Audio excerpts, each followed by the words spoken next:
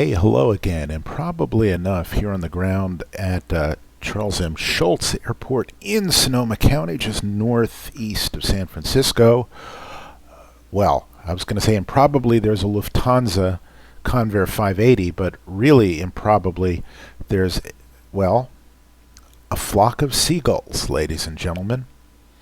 And I am not going to play the song, but a flock of seagulls it is. Holy free holies, look at that. They're just sort of waddling around like penguins there. Some of them are going to get sucked into our GPU there. Some of them are going to get cut to chicken McNuggets as we start up. I hope they don't. I hope they get out in time. I hope they show the good sense that seagulls do. I hope they become a bestseller instead of roadkill. Anybody ever read Jonathan Livingston Seagull as a kid? I did. My dad, being the soulful, poetic type, if you can believe it, got me that book for, I think, about my 12th birthday. No, actually, you know what? It would have been about, I guess it would have been about my 12th, 11th birthday, something like that. And I read it with interest. Not sure I got it. I was a little bit dense as a kid. Just adjusting my mic here. Alright, well, I guess that's good enough. Anyway, we are in this airplane here, the mighty SAAB. God, that's kind of creepy. It's kind of, we're not unbelievably far away from Bodega Bay, which of course is where The Birds was filmed. So that's kind of interesting, but anyway, we're doing this flight today. Let me just see if I can get airfield elevation here and get our local altimeter and all the rest of that. We're here today because I was making a kind of a flight on my own, and I tried to do an LPV. I tried to do a GPS approach the way you're supposed to do it. It didn't seem to work. So we're going to do a quick little leg into San Francisco, even though the weather is probably against us here. And we just got a simple flight plan here.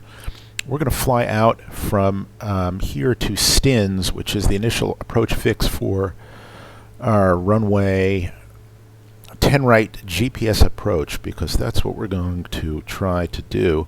I'm just going to pop SkyVector up here on my iPad, and again, apologies. I got some help from one of the viewers who said that possibly the great email gobbling email, VRAM, I got an email notifying me that I had a message from a viewer who said that the problem could be maybe a new NVIDIA graphics driver is gobbling up all the VRAM and thereby reducing us to a crawl.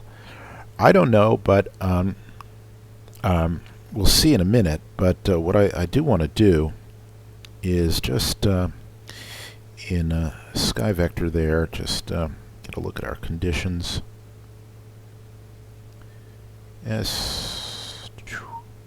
STS, did that in reverse. Alright. This, of course, is named after Charles M. Schulz, the creator of the Peanuts. It's in Santa Rosa, and the weather here is altimeter. Wow, 2979. Good, and wind is favorable to where we're going to be taxiing. I'm not greatly interested in doing what did we say? 2979. I'm not greatly interested in doing a whole textbook Megillah of a flight. I just want to see if I can make this work right. So get this going here. Check our weather, make sure that we're, it looks beautiful out here. I just hope that's the real thing. Yeah, it appears to be the real thing. That's pretty damn cool. Alright, so let's just get started up. I got flight plan loaded. I've pretty much got things I need to get set up. Let me just make sure that our start levers are where they should be and our power levers are where they should be, and they are. Got our beacon on. Let me just see if I left some anti-ice on from before. No, that's all set. That's fine. That is good. We are on external power. We'll start number 1. Suppose we could turn on the battery temperature switch. It's part of a checklist. I'm not sure why, and I don't know whether it draws the left or the right battery first. And fuel temperature is fine. That's all good. So get started here. Take a quick look, make sure we don't have a hot start. I don't think we will, because see how it's rising, but it's not rising unbelievably fast. There we go. All right, that's good. Our landing altitude's about sea level, so that's fine. Our fuel is flowing.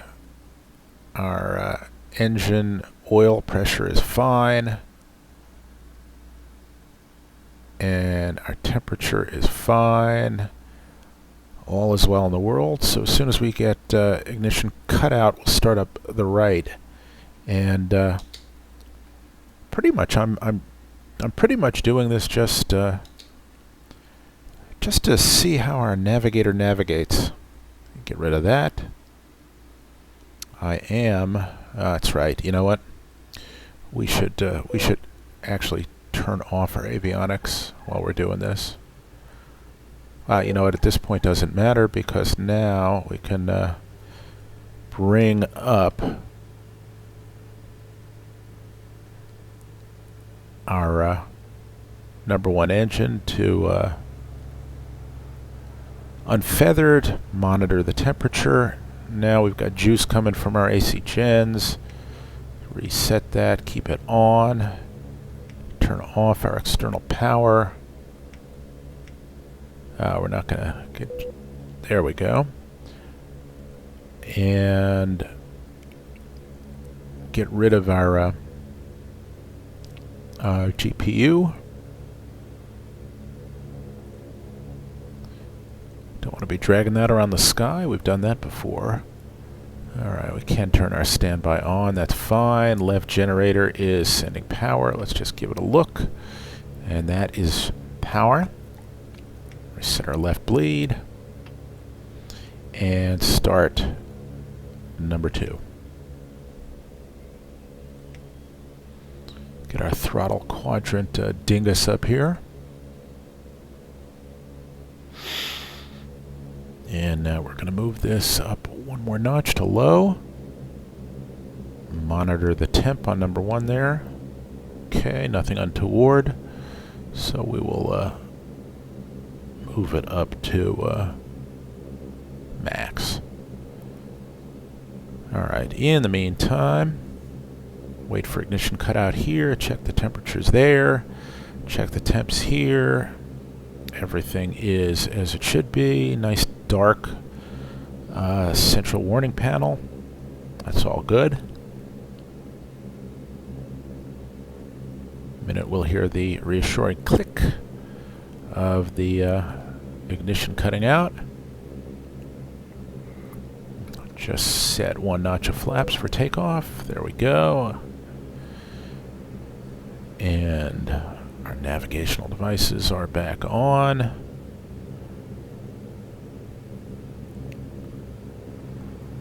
Okay, starter cutout is cut out. Reset our gens. Move this up to the 1st notch. Make sure our temps don't go bonkers, and they don't. That's all good. Yes, this thing to death right now.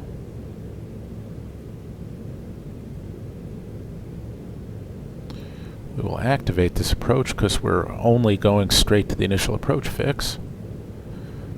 Set course to 163.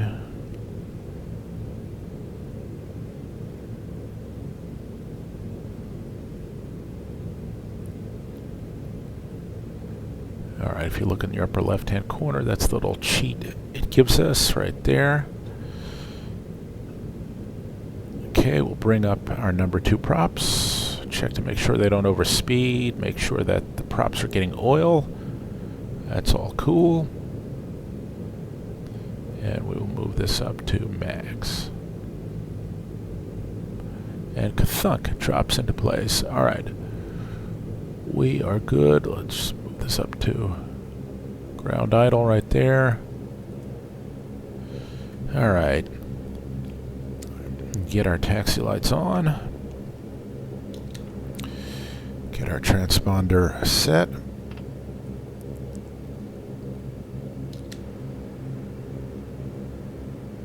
And get this set into GPS mode. There we go.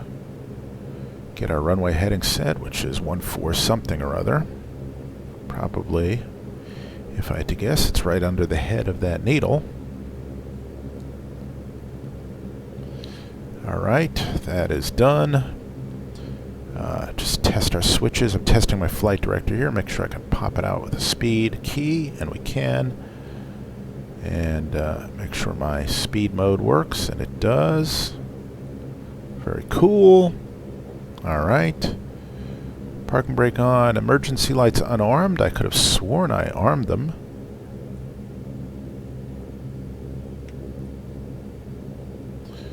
And we'll reset our right bleeds. I'm just going to quickly check my approach plate to find out where we need to be at our IAF.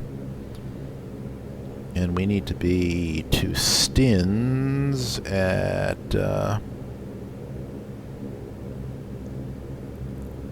well, we need to be at Dotney at 3500 or above, so we can be Stins at 4500.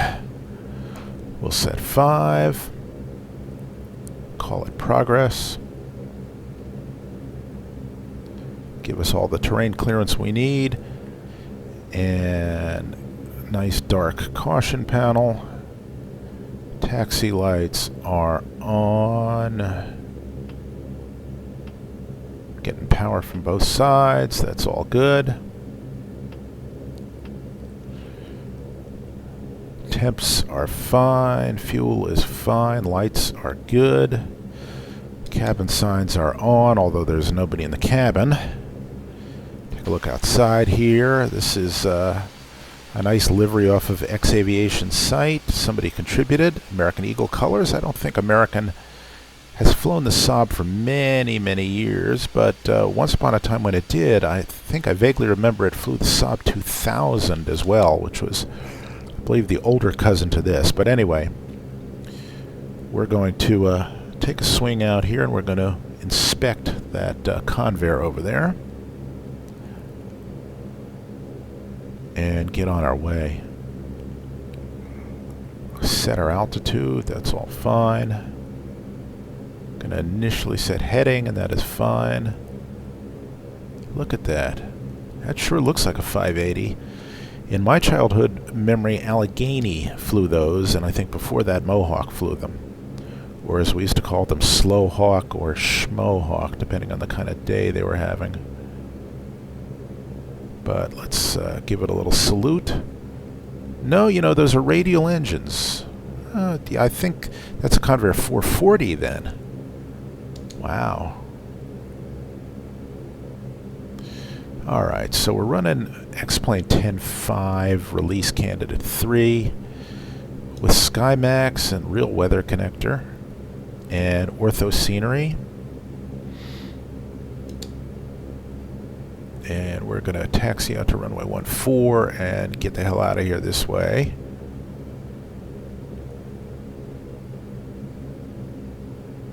And we'll use the whole runway and do a hot takeoff. We'll also admire the unbelievably wonderful sounds this airplane makes. Test the brakes. They are actually reasonably progressive. Strobes can come on, taxis can come off, those can come on. The takeoff inhibit switch here can come off. Set our CTOT to, I've been setting it to 108, which might be a little bit optimistic. On the other hand, we haven't roasted an engine yet. For the moment, yaw damper is off. Caution panel is clear. Approach end has been checked. Well, departure end, as best we can see, it has been checked. Let's take the runway and get going. Oh, wow, that's a B-29 over there. Look at that off in the distance right there. Look at that. That is a B-29 bomber. And again, we're just sort of going to run and gun here. This is only to get us up in the air and get us inbound to our initial approach fix. It's about a 6,000 some foot runway, and we're not very heavy. So CTOT is armed. Oops. Alright, so we're going to advance these past 64% and CTOT will catch. And we are on the roll.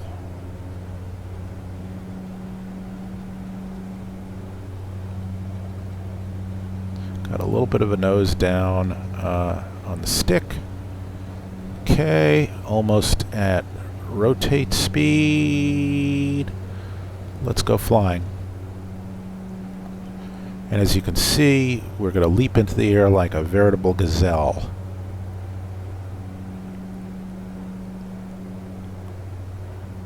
Set us up for runway heading. Gear up.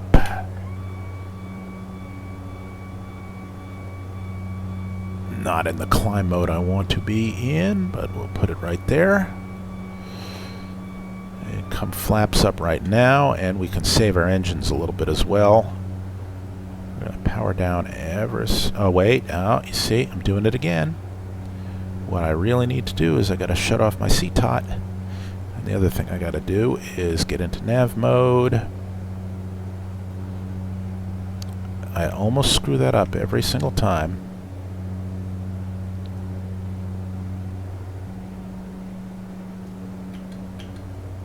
Okay, we'll bring our props back a little bit for the climb, such as it is.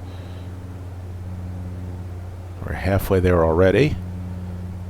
And you can see we're going up with a certain amount of gusto.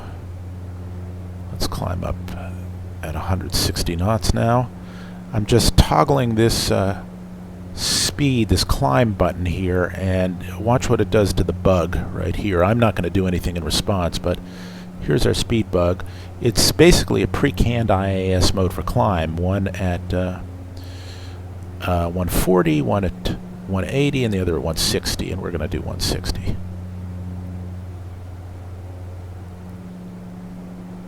I'm just going to trim up a little bit here. Take a moment to admire the view, and it's a hell of a view. Look at that. Very nice. Just get over this range of coastal mountains, and then we're almost there already. We're just going to fly out to the ocean and fly out to Stins, 1,000 away. So I'm just going to bring our speed up to 180 right now, and going to settle down just above that bug right there. So I'm going to let us settle into our speed. Our temps are fine. We can actually come up a little bit, so it will. A little bit of right rudder trim. Not that much right rudder trim. Oh, that's a little turbulence we hit. This is not like the Mighty Dash in the sense that it does not produce gargantuan rudder trim changes with power settings. But what I probably should do is trim myself out right now for the cruise, such as it is. Let's pop the autopilot in. Have it do its thing, and we can set up for the arrival.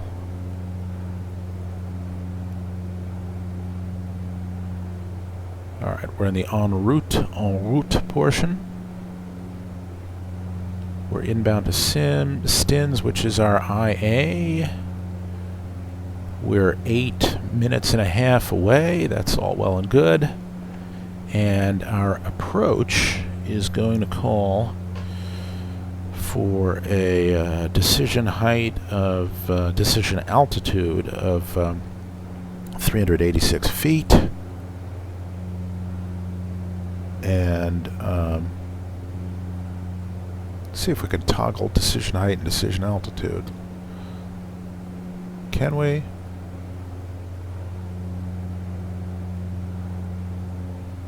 Or are we going to have to do this as a radar altitude?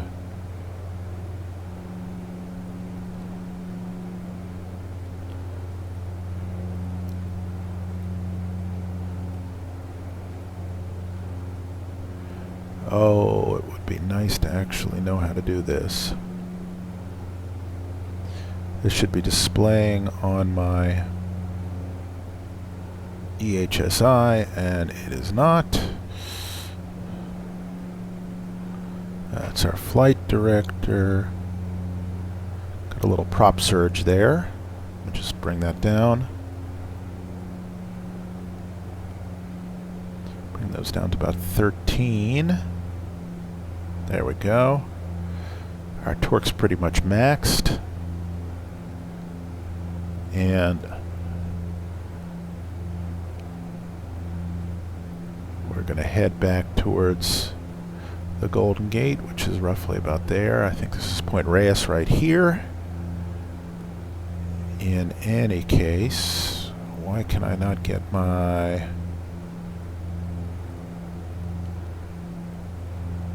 decision height to show? I do not want to be in heading select mode. I want to be in nav mode.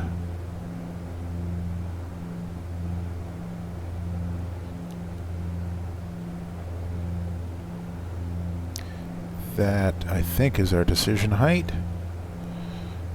I can just adjust it. Oh, there it is. It's right down at the bottom of the screen.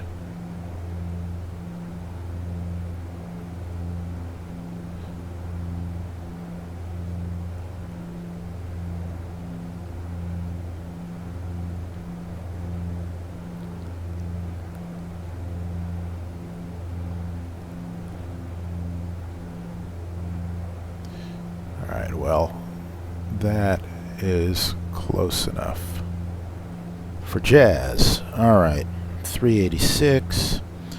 Our weather in San Francisco is...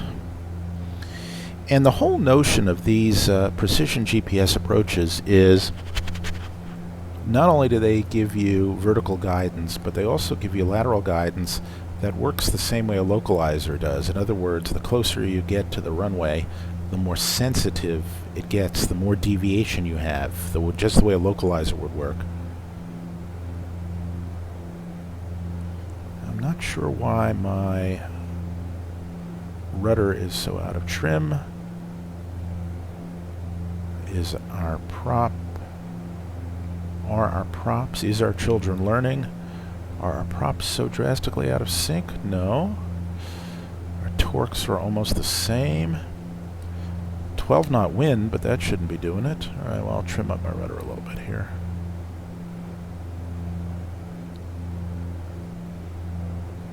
There we go. Just a little bit sensitive. Alright, anyway, so the whole point of these things is that they're springing up in lots of airports where they never installed an ILS. You know, an ILS calls for you know, a radio transmitter, 2 of them actually, glide slope and localizer. It calls for a certain amount of clear area around the runway so that nothing interferes with the radio signals. And it calls for a lot of very extensive validation to make sure that terrain and other things also don't produce anomalous returns. Whereas with a GPS, as long as you got the satellites in the sky and you can see them, that's good. And to make them even more precise, there's what's called WAS, or it's basically ground-based augmentation, which uses a network of, I think, radio transmitters on the ground to add to the precision that the GPS already has. So in the real world, what happens is when you come in on one of these very high precision GPS approaches, it interrogates the it interrogates the satellites in the sky and the ground augmentation stuff on the ground, and then it decides whether it's got enough to be precise. If not, it kicks you down to like an RNAV, LNAV, VNAV approach. But let us see what our weather in San Francisco is. Probably very similar. It is 2985, so we'll just adjust that right now.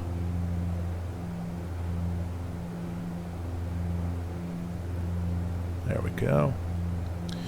Alright, and if we haven't already, we'll activate our approach. It should be activated. But as you can see, I'm in VLOC mode. Let's get back on course here. And we're inbound STINs. Let me just formally activate this approach, although I think it is already. Okay, it's in our terminal phase. At the next waypoint, it should change to LPV, it should say, we hope. Okay, so we'll zoom in here. I'm getting a little bounced around, which I guess is good. Getting pretty good frame rates too, that's fine.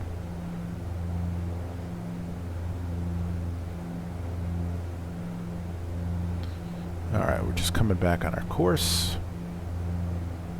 There we go. And, you know, I didn't check the wind, but I'm sure the wind is unfavorable. Does not matter. The wind is deeply unfavorable. The wind is 17 knots at right down the right at our tail. So this is inadvisable, but maybe we'll circle to land. I just want to see if we can make this work. Okay, we're still in the terminal phase. It's giving us our turn smoothing right there, which it should. It says left turn to 119 in 3 seconds, and it's going to start to make a standard rate turn. And then this should switch. Set course to 120. We'll do that.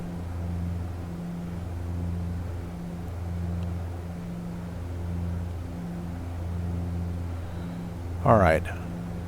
Now, when we hit STINs, it should activate the approach.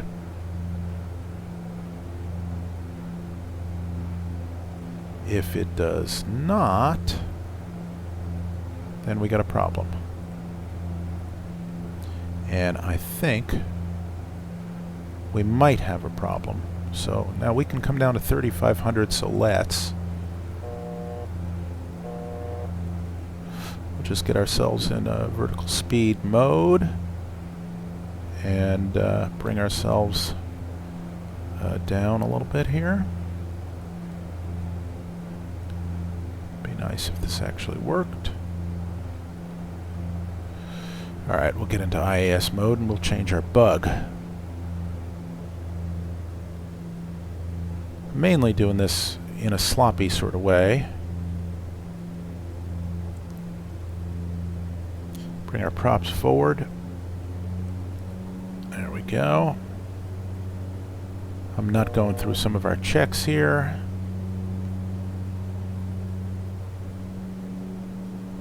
Alright, it's still showing us in the terminal phase, which is a problem. It should activate. But we'll see if it activates at .NE. If it doesn't activate at .NE, then we've got real trouble. Alright, so we'll come off the power. We'll let ourselves slow.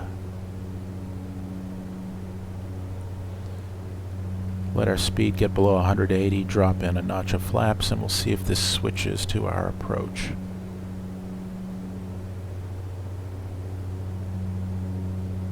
It's supposed to be able to do these procedures. Okay, we're 11 seconds away supposedly. And let's see if it'll actually start our approach. Although it should start it on our IAF, you would think. This is our intermediate fix. Alright, now, yes, LNAV plus V. Ah, that's not a full LPV. Alright, well, that's fine. Now let's activate approach mode right now and see if it follows it. Okay, we'll get in 2 notches of flaps, bring the gear down, set our course to 104, bring our power up a little bit here.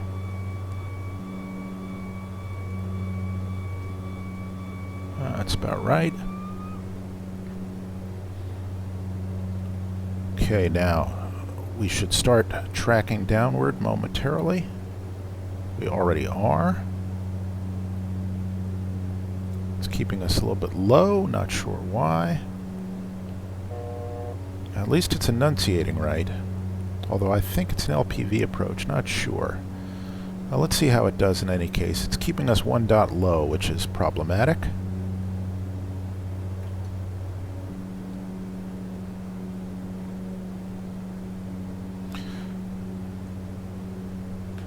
Although that could be because of the massive tailwind we've got. We've got 13 knots at our back here. I think what we'll do is we will break off the approach. We'll just set our CTOT for about 90-ish.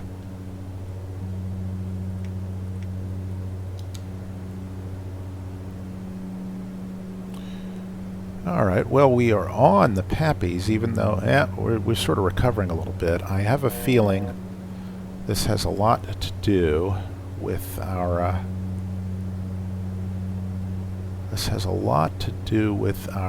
tailwind. And now we are way above the glide path. This is not especially accurate, it seems.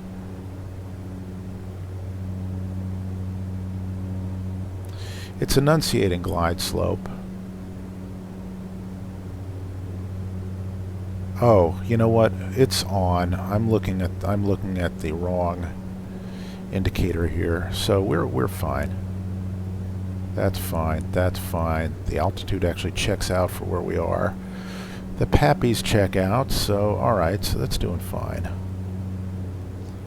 Let's see if we can make a nice smooth touch here.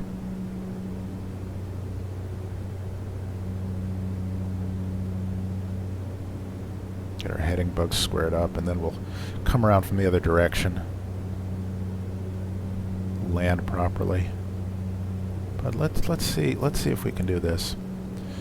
Our speed's okay. We should probably be carrying a little bit more because of this tailwind, so I'm just gonna bring it just a touch more. It's actually tracking us very, very nicely.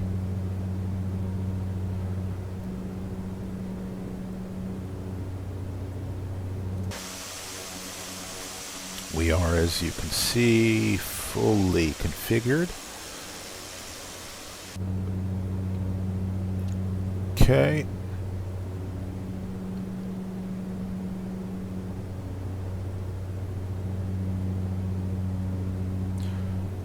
About 800 feet above our decision altitude.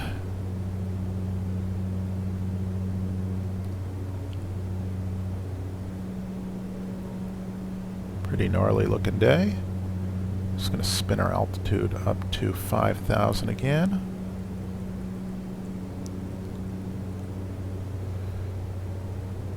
Alright, it is keeping us fairly good here. Let me just take this out, fly the airplane.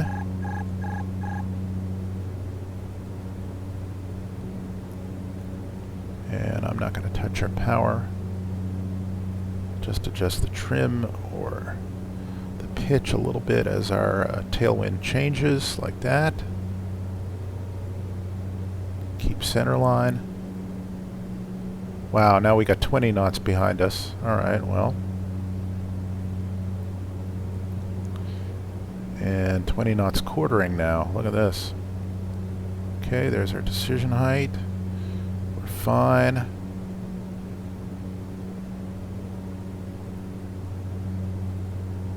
do a touch and go here.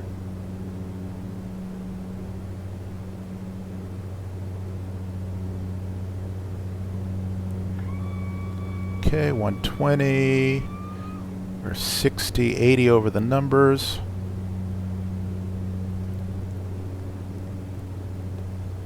And look at that shove we're getting right here in the tail. Okay. Hold it off. There we go.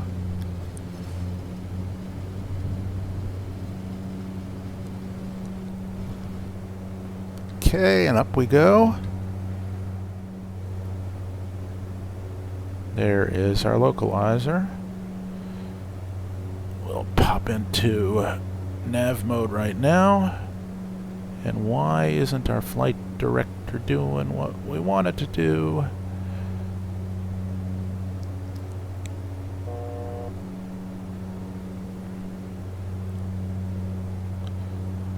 There we go. Now it is.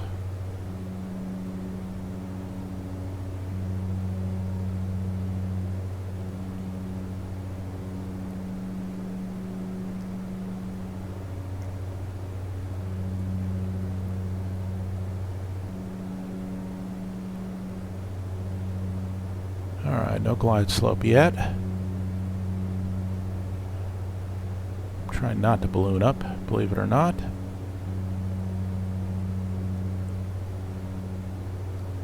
Okay.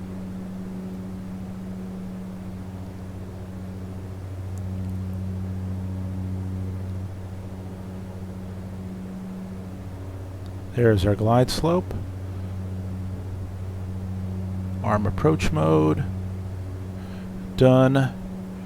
Roll off the power slightly. Bring up the nose slightly.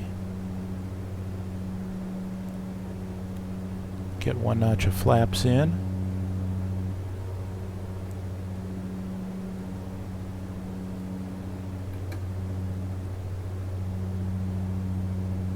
Little gob of power here.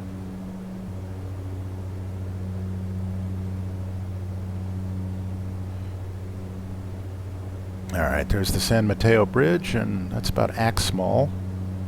Here comes our glide slope.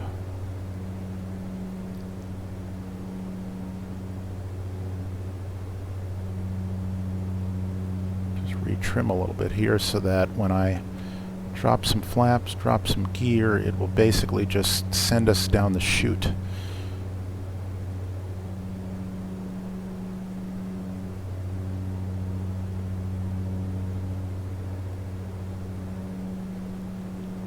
Alright, so there's the glide slope. So get our gear down.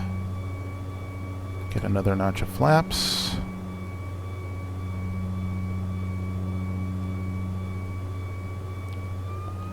And start flying.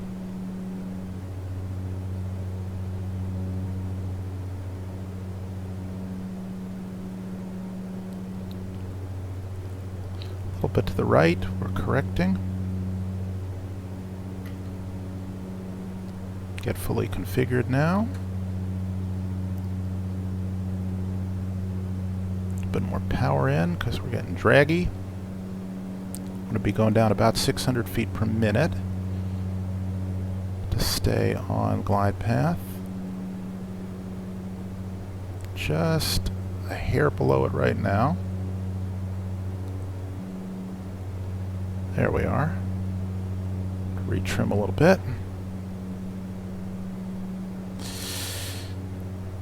Hit a little turbulence. There we go. Still a little bit right.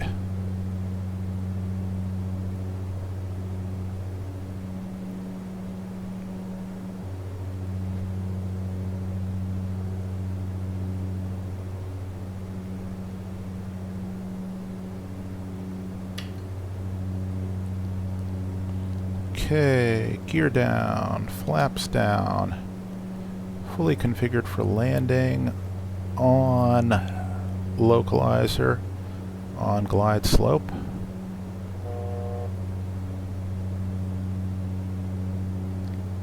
ever so slightly to the right, just about a hair's breadth or breadth. Got a little bit of a wind from the left, but it's mostly right down our nose. Just going to correct with a little bit of left rudder here.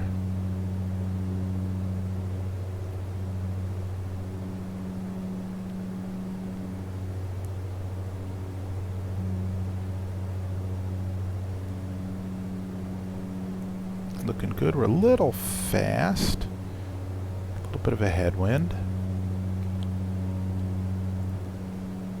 And we're stubbornly to the right of track here. Set a heading of about that.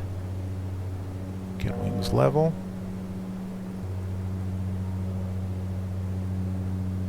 There we go. Gotta stay wings level.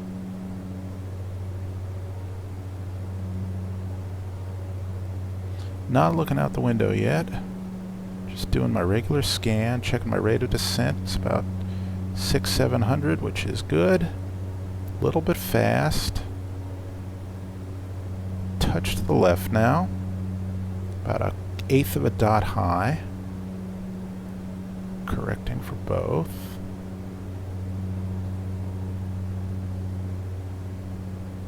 Just going to bring out a little bit of power here.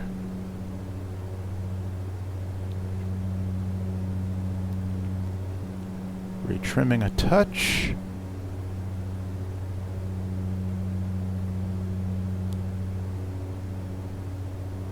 A little more correction.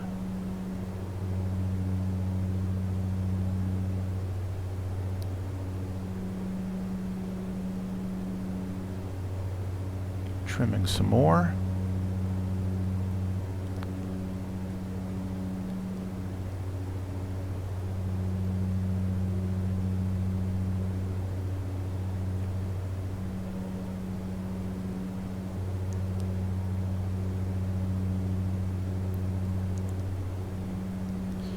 Alright, and there is our runway.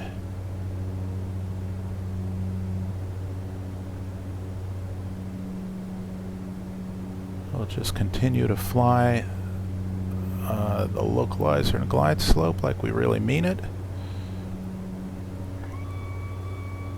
Looking good. We're right at 120. We're right, I think, where we want to be.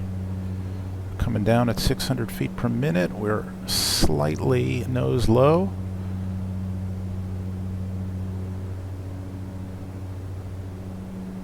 Plane doesn't have a shitload of vertical authority. Alright, so in we come. It's that big headwind we got. Now it's 12 knots and it's coming from about our 10 o'clock.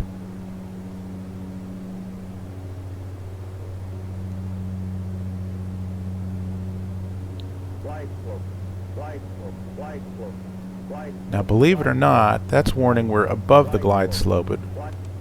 It warns whichever direction you deviate, which is kind of cool, I guess.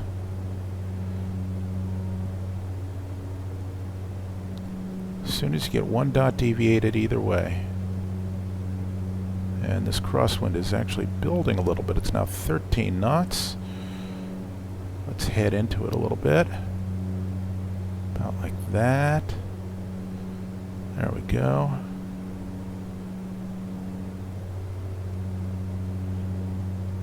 Do a little bit of geometry in my head here. There we go. Maintain our center line about like that. About 122. That's good.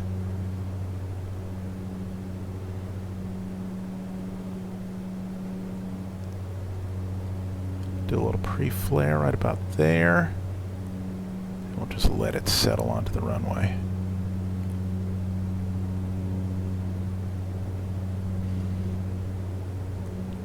Or bounce off it. Whichever one.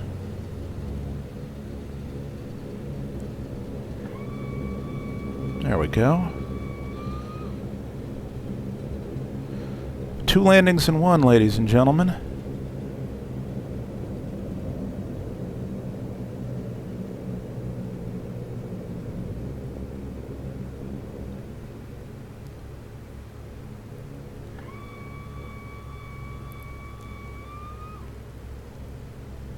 All right, so welcome back to San Francisco. Hope that helped with some approaches. I'm not sure. This GPS is always to be trusted. Then again, I'm not sure this pilot is always to be trusted, so I guess that's fair enough. But you can't say it's not fun, and this plane certainly is fun as we cross to a left here. And I think with that, on that fine note, I will leave you with that half-assed tutorial, which is sort of a third of a tutorial, and we will see you next time. Bye-bye.